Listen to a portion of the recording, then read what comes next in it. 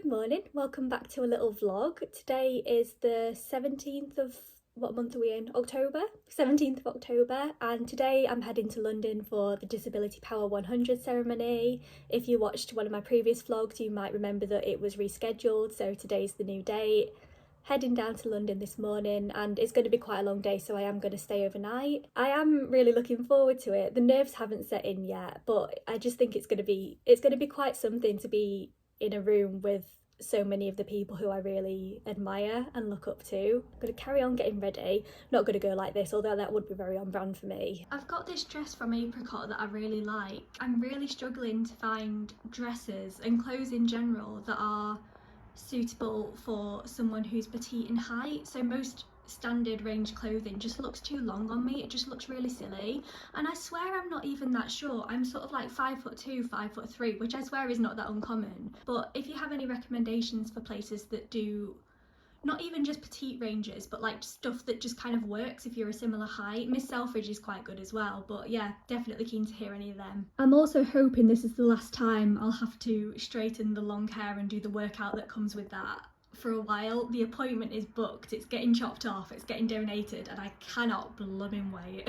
I'm trying to get better at showing the chronic illnessy parts of things, and anybody in this situation will know you don't just get ready and walk out the door. You have to have a rest break in between. Today, and this is usually what I do, I usually have to wake up at least 40 minutes earlier than I otherwise would have, just to make sure I've got rest breaks through getting ready. Also, I'm sat really weirdly on my sofa because I've got a lot of fluffy blankets on here and they do not mix with tights like these, so that's why I'm sat in this really weird position. I'm buzzing that I've managed to get all my stuff into one rucksack rather than my overnight bag. I'm literally in London for less than 24 hours, so this shouldn't be an accomplishment, but I am feeling very proud of myself for it.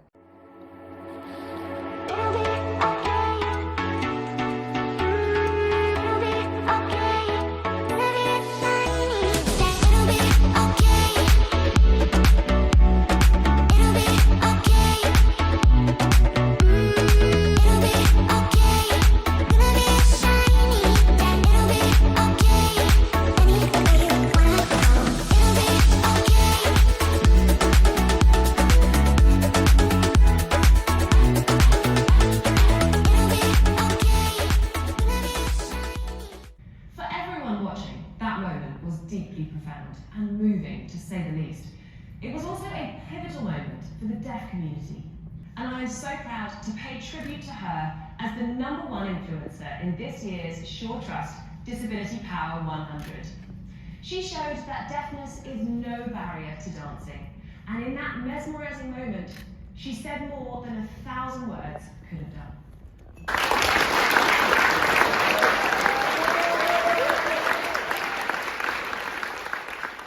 Just made it to the reception of the Premier Inn. It's a lovely room. I really like this big window.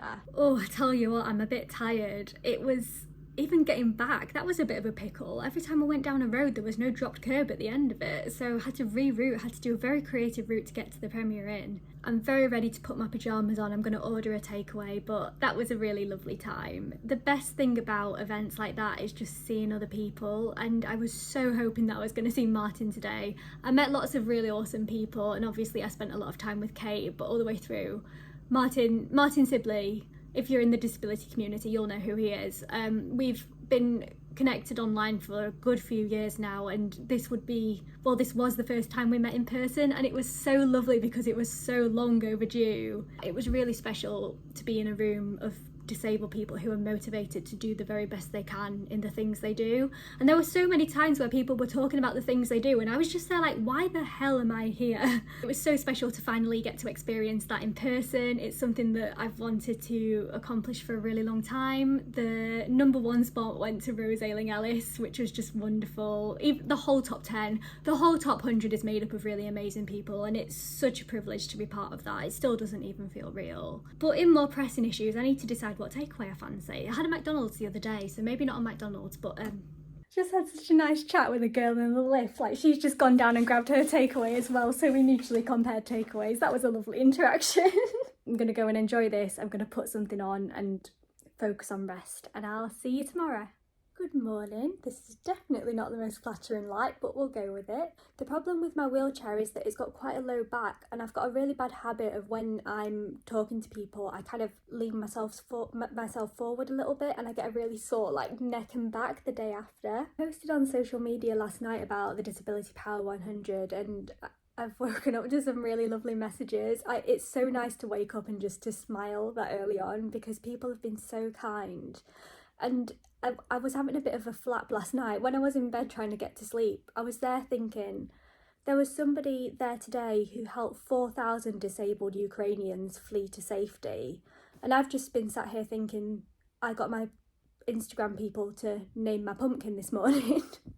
But then I have had really lovely messages from people who, it feels weird even to say it, people who find the stuff I do helpful or comforting, messages from the charities I work with saying thank you. And it's just, I mean, there's always going to be that part of me that's having a bit of an existential crisis when things like this happen, but that's been really, really lovely and much appreciated. I've just been down for breakfast. This hotel, I'm in Premier Inn Paddington Basin. It's a lovely new hotel. The staff are lovely, but it's quite noisy, so I'm not sure I'd necessarily recommend it if you have a chronic illness or noise sensitivity. But yeah, I just need to get packed up now, and I thought before I do, I'll show you what was in the tote bag yesterday. Top tip, if you ever want to get disabled people to quickly congregate in one place, just hold out a tote bag because we will come running. Look at that, I've never had a purple one before, that's very pretty. And then we've got the publication itself. I didn't think we were going to get this yesterday, so this was a nice surprise. There's me there where my thumb is, and I saw that I was next to Kate, and I actually got a bit emotional because this has been a long time coming for both of us. We've both been trying to get the other one on for years and years, so the fact that we got on together this year is just the loveliest thing. And then everybody on the list has a little page. The deadline for photos was just before I had my nice new ones done, so I'm a little bit sad about that, but I'm fine with this one. It's very worky.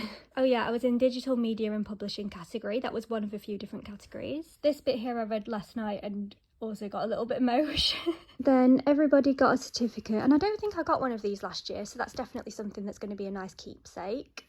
And then finally we got this debate synopsis, and funnily enough, I was supposed to be part of this debate. It happened back in June and I couldn't do it because I had too many commitments that week, and with my fatigue I just thought I can't get to London again. And I don't think I really realised at the time what a big deal it was. I mean, I knew it was going to be big. It was a debate in the House of Commons, but I'm looking at it now and I am getting the FOMO because I wish I was on there. It sounded like it was a really impactful debate, so hopefully they'll do more in the future. All packed up now, plan for today.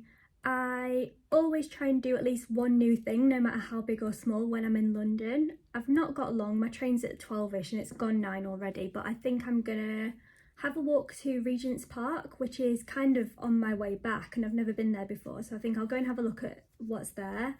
And then I've told myself I'll find an accessible cafe and I'll go and work in there, but I think I'm lying to myself because I think we all know I'm going to end up in the British Library. There's a 90% chance that's where we're going to end up, and that is absolutely fine with me. So let's go.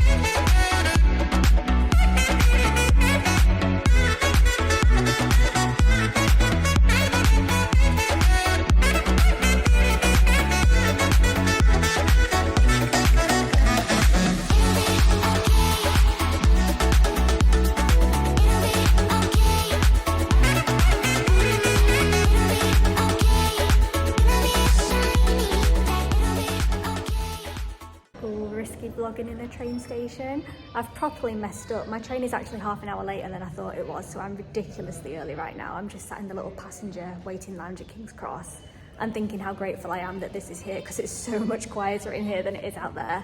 Gosh, this is quite the look I've got going on, isn't it? And it's very busy everywhere. British Library was a lot busier than I've seen it in a long time. King's Cross is wild, so I wonder if there's something...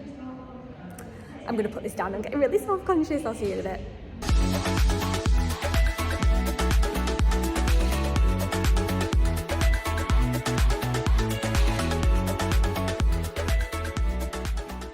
I'm only about halfway through this, but if you're looking for a memoir, something really captivating, or perhaps books for your Christmas list, I would really recommend this. It's not particularly new, but it's about a therapist who's been working in that sector for a long time, but for the first time she's experiencing therapy in a personal capacity. It's written in a really entertaining way, and in lots of ways it's light and funny, but just the way it's structured, you can really dig into it. The way she's presenting her story, it's kind of like she's peeling back the layers in the same way that somebody would do it in the way they were doing therapy, how there's sometimes drawbacks and denial and stuff like that. I don't think I'm doing it justice because my brain's not cooperating today, but I'm really enjoying this one so far, so I thought I'd just mention it. It's quite a chunky read, as you might be able to see, and I don't know about anybody else. I think I talked about this in a reading video a while ago, but I can only do memoirs and non-fiction in the morning. I can't read them before bed or rest because I can't switch my brain off afterwards. So been reading this one in the morning, and it's probably going to take me a while to get through, but I've got other fiction and lighter reads on the go for reading before rest time as well. I had every intention of this being a weekly vlog, but it's now a week later and the vlog has not materialised. I thought this would be a really good week to vlog. I had the Disability Power 100, I was in London, I was supposed to be at a blogger event in York, I was going to try and go to the peaceful protest that's also happening in York, the Reverse the Ban protest about the blue badge ban in the city centre. I'll leave a link below if you want to find out more about that. I really wanted to go to that. But the reality was it just wasn't going to happen this week. I was already feeling a bit rubbish, what with my trip. If I had the same sort of workload as usual, I might have been able to manage it, but I also had a massive influx of freelance work. And I feel like this is the bit that nobody talks about with being a freelancer with a chronic illness. When people talk about being self-employed, people always think, oh yeah, that's great for work-life balance, your time is your own, you can do this and that. And all of that is true, and there are definitely privileges that come with that. But it's also the case, especially when you have an energy limiting condition, that sometimes so much work comes in and you can't justify saying no to the work, especially at the minute with the cost of living crisis. And in order to get that work done and to keep on top of things and all the existing work, you do have to say no, and you do have to make sacrifices, whatever they may be. So that's basically what happened. I had a lot of work come in, and that's definitely not a bad thing. I'm grateful for the work. It's all stuff that I've mostly enjoyed actually as well, which is also a massive privilege, and that's important to acknowledge. I was sad that I couldn't do it all, but that's just the case sometimes. You can't do it all, and I suppose in some weird way I'm glad that I could document that as well. But yeah, I suppose this has only been a little vlog in the end, but I hope you enjoyed it. Thank you so much for watching as always. I really appreciate you being here. You can subscribe if you want, and I'll see you next time.